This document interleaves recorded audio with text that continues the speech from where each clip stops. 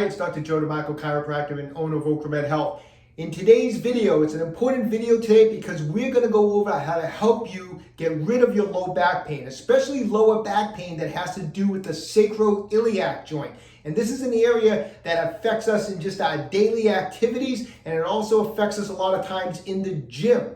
But before we do that, a couple things. One is I just want to let everyone know we have this awesome new thing going on our website. It's absolutely free. You can go to the website, www.OcraMedHealth.com, and sign up for what we call Dr. Joe's Motivational Monday email. So every Monday we've been sending out a motivational email first thing in the morning to help motivate you for the week to stay young and train hard, okay? So all you gotta do is go over to the website and put in your email address, and every Monday you'll get an email from me just with some type of hopefully motivational advice for you for the week, all right? If you haven't done so already, take a moment right now, subscribe to my channel, OcraMed Health on YouTube, click that little bell notification. It notifies you every time I upload a new video. At the end of today's video, if you found the information helpful, I'd appreciate a thumbs up. Okay, so as I mentioned, we're going to be talking about low back pain as it pertains to the sacroiliac joint. Now, we have a sacroiliac joint on both sides, the left and the right, and it's basically a joint that's formed between the sacrum, the tailbone, and the pelvis. It forms a joint here and a joint here, and the joint itself just nods back and forth. It's not a joint that moves a whole heck of a lot. It's not like a shoulder joint that does all this crazy motion. The sacroiliac joints basically do a nodding motion. However, that slight nodding motion is so critical for proper low back performance. You know, when we want to bend down to pick something up, when we need to squat, anything like that, we need that motion. And a lot of times what happens is the sacroiliac joint can get kind of locked up in there and it stops that nodding motion. Most of the time, it's usually on the left or the right. Every once in a while, I see someone in my office where it's both sides, but usually it's one side or the other. So a lot of times people will come in that lower left back pain or lower right back pain. And a lot of times it can be that sacroiliac joint. Now, why does that joint get locked up? It can get locked up for a number of reasons, but what we're going to talk about today and what we're going to give you for some information to help you is when it gets locked up due to muscular adhesion, like fascial adhesion around the joint in muscles around the joint that restrict the sacroiliac joint motion. But the good thing about that, where it's a fascial adhesion type of problem, a scar tissue type of problem, is we can work on that and we can fix it. And in particular, what we're talking about today is restriction and adhesion in the glute maximus, the largest muscle of the hip region. And the glute maximus, the gluteus maximus actually originates off the posterior aspect of the ilium and actually attaches into the posterior lateral aspect of the sacrum. So it's a muscle that actually originates right where that sacroiliac joint is. It's coming off the ilium and the sacrum, and then it comes down and attaches on the femur itself, and then also attaches with fascia into the IT band, okay? So when this muscle is restricted due to, like I said, fascial adhesion, it's gonna start to tug and pull and affect normal sacroiliac joint motion. So in today's video, I'm gonna show you how to do some fascia release on the gluteus maximus muscle.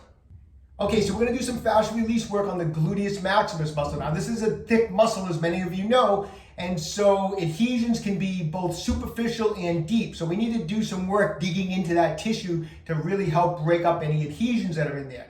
Because of that, this is not something you want to do like first thing in the morning. You need to be up, moving around, get some blood flowing, jump on the treadmill, run around a little bit, or do it after you're done working out when you have a lot of blood flow. But do not do this first thing in the morning. It will be very uncomfortable. Fascia release work in general can be uncomfortable, but it's always better to do it once there's blood flow into the tissue, okay? So keep that in mind. The other thing is, we're gonna need a massage ball. This is a Tai Chi Max ball from OcraMed Health. It's a spiky massage ball. Keep in mind, this is a thick muscle, and a smooth lacrosse ball is only gonna get into those superficial adhesions. You're not gonna get any penetration into the deeper tissue that you're gonna, the same way you would get with a spiky massage ball, okay? So this is a max ball. Now, this is a regular size Tai Chi ball. A lot of times when I'm doing work on the glute maximus, I'll switch off because sometimes I feel like I can get certain areas better with the smaller one than the big one. So using two different sizes is actually very helpful. For demonstration purposes today though, I'm just gonna demonstrate with the max size. Okay, now where do we wanna get the ball placed?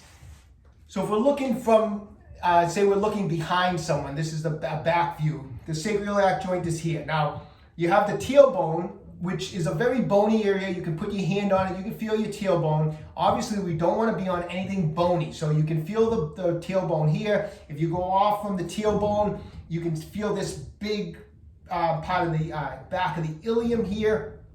That's very bony. So if you go to put the ball in position, you'll immediately feel if you're on a bone. And if you are, it's going to be very uncomfortable. You want to get into that soft tissue. So what I would do is palpate where the tailbone is. You'll feel this big knob here from the pelvis.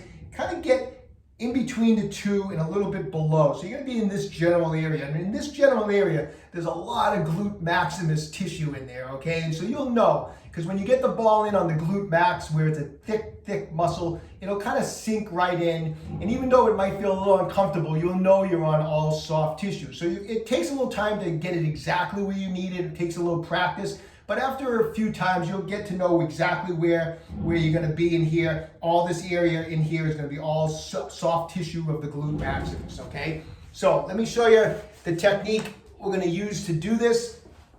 Is get on the ground like this. Put a pillow behind your head if you want to be comfortable. Keep your knees bent up. Roll over a little bit. And with your hand, palpate where the sacrum is. You'll feel it come off a little bit. In this direction, you'll feel the pelvic bone right there. You'll feel that ilium. It's very bony.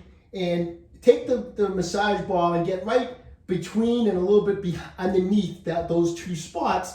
And you'll feel you're on a bunch of soft tissue there, which is the glute max. And at that point, just kind of roll over, nice and easy, gauge your pressure, and roll right onto the ball in that position. So if you need to, stay a little bit off to the side. If you feel okay, try to roll completely onto the ball just like that. Now, when you first get on it, spend a minute or two and just kind of roll that glute maximus where it originates. We talked about the origin of the glute maximus comes off the sacrum, it comes off the ilium. And so in that general area, that's where we are. Let's spend a little time just trying to break up some adhesion by just simply rolling around on it, up and down, side to side, make little circles, but basically get in there and try to dig around. So spend a couple minutes doing that. Once you've done that, grab a belt or a strap, put it around your foot.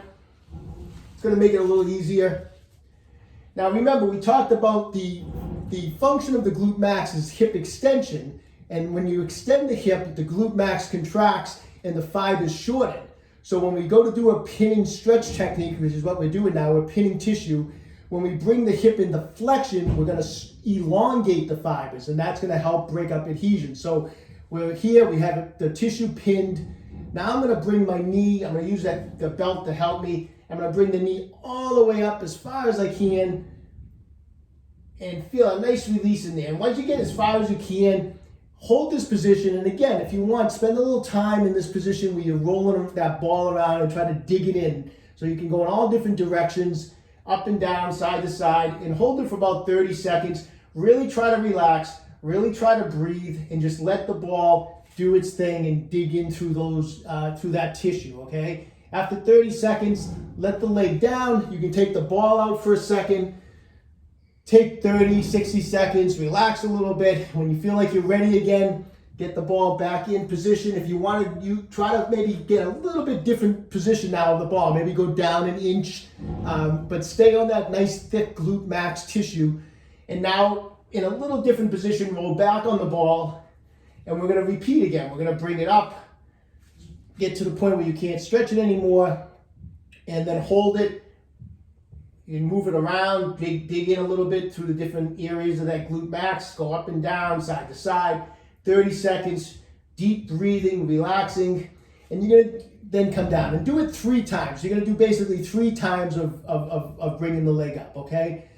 Next, we're gonna get the ball back from where we started, get on that and roll back on the ball. And we're gonna do a little different technique. Now, as we talked about, again, the glute max function was to externally rotate the hip. So this time we're gonna use some internal rotation to lengthen the tissue in there. And what we're gonna do is I'm gonna use my knee to come across like this, and I'm gonna use the belt. And at this, what I'm gonna do is I'm gonna kind of stretch in this position like that. So I'm using my knee to push against my ankle to increase internal rotation. I've got my hand on my knee. So between the belt, I'm gonna be turning my leg into my hip into internal rotation. And I'm gonna hold that on the ball for about 30 seconds. And once again, you can move that ball around and let it dig around a little bit during those 30 seconds. After 30 seconds, again, just let it relax. You can take the ball out, wait a little bit, put the ball back. Again, pull that hip into internal rotation using the strap, your hand on the knee, and the other leg, just like that. And hold it for 30 seconds, and we'll do that 3 times. Okay? By the time you're done with both those techniques, get up, move around a little bit. You're gonna feel a great deal of increased mobility through that area. Chances are, if your back was bothering that day, you're gonna feel some relief. You're also gonna feel, like I said, some increase in mobility. It feels really, really good. Do some stretching after you do the fascia release work. It's a good time to stretch it now that you've done the fascia release work. You have a lot of blood flow in there. Don't be surprised if you did some deep work for the first time with these spiky balls. You might have some marks back there. You might have some little black and blues. It's okay. That's what happens sometimes when we're doing some deep fascia release work. It's all worth it. If you need to, you can do a little ice down after the session with this. Most of the time you don't need to do that. But anyways, those are the techniques to break up the glute max. All right, so give those techniques a try. You know, Rome wasn't built in a day, so if this is something that's been tight and restricted and you've been having a lot of sacroiliac joint problems for months or even years, you know, work those techniques every other day for several weeks. As long as you're noticing just some release, a little bit at a time, a little bit more every day, a little bit more every week, that's great. Sometimes, like I said, you know, it takes time. We're looking for progress, not perfection on these type of things, okay? But anyways, best of luck to everyone. Stay young, train hard. If you haven't done so already, take a moment right now. Go to www.OcraMedHealth.com. Don't forget to sign up for our Monday motivation email. Also, those Tai Chi balls that we used on today's video are in stock. You'll see on the website, my book, A Fitness Carol, is available. So anyways, check it out when you have a chance. If you haven't done so already, subscribe to my channel, OcraMed Health on YouTube. Questions about exercises or injuries, just leave me a comment in the comment section down below. I do the best I can to get back to everybody. And don't forget, OcraMed Health is here to keep you fit forever.